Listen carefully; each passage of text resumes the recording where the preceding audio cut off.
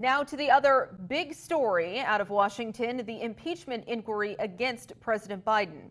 House Speaker Kevin McCarthy made that formal announcement yesterday, and tonight lawmakers from both sides here have something to say.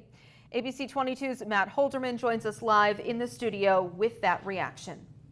Thanks, Lauren. Well, as you'd imagine, the Democrats and Republicans that we spoke with today have completely differing opinions on this. But one thing they do have in common, very strongly worded statements against each other.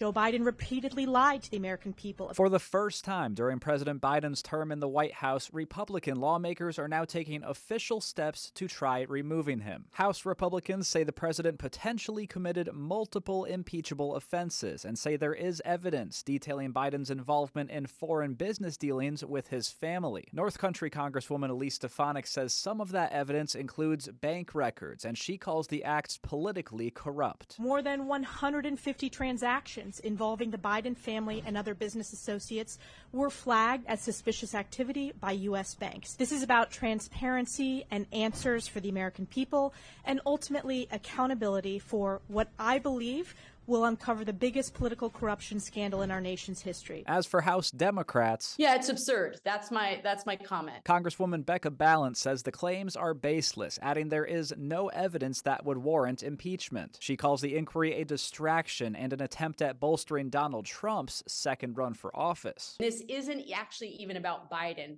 This is about Trump's reelection campaign. There are no ties that they can point to for impropriety that would even come close to reaching high crimes and misdemeanors. It's absurd. The House twice impeached former President Trump, but some legal professionals don't think that will happen with Biden. All you need is a simple majority. I don't think they're going to get there. Jared Carter with Vermont Law and Graduate School says the impeachment inquiries into both Trump and Biden were politically motivated, but he says in this case, he doesn't think all Republicans are on board. I don't think there is an appetite with more moderate Republicans in the House to impeach Biden.